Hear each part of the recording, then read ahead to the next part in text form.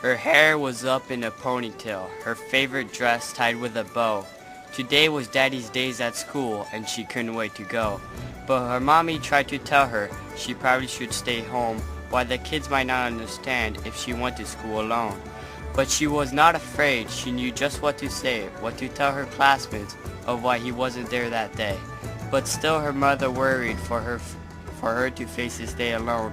That's why once again she tried to keep her daughter home.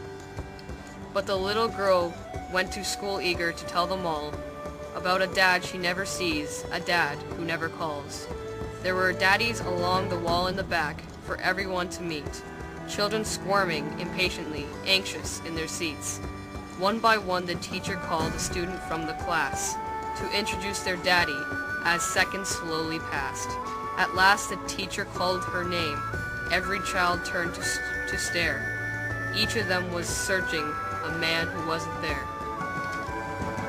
"Where's her daddy today?" she heard a boy call out. "She probably doesn't have one," another student dared to shout. And from somewhere near the back, she heard her daddy say, "Looks like another deadbeat dad, too busy to waste his day." The words did not offend her as she smiled up at her mom and looked back at her teacher, who told her to go on. And with hands behind her back, slowly she began to speak, and out from the mouth of a child came words incredibly unique. My daddy couldn't be here because he lives so far away, but I know he wishes he could be since this is such a special day.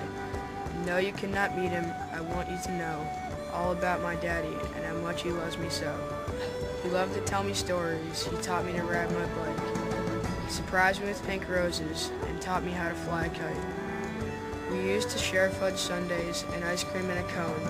And though you cannot see him, I am not standing here alone. 'Cause my daddy's always with me, even though we are apart.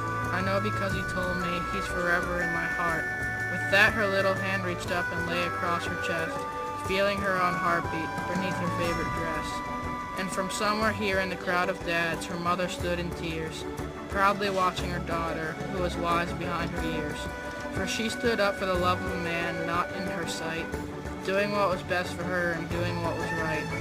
And when she dropped her hand back down, staring straight into the crowd, she finished with a voice so soft, but its message clear and loud. "I love my daddy very much. He's my shining star.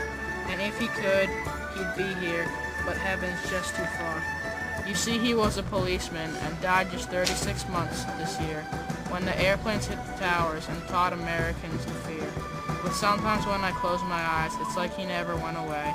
And then she closed her eyes and saw him there that day.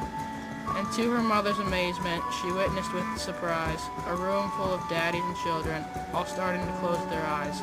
Who knows what they say before them, who knows what they felt inside.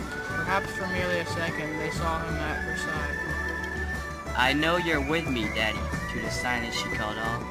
And what happened next made believers of those once filled with doubt. Not one in the room could explain it, for each of their eyes had been closed. But there on the desk beside her was a fragrant, long-stemmed pink rose. A child was blessed, if only for a moment, by the love of her shining star, and the given the gift of believing that heaven is never too far.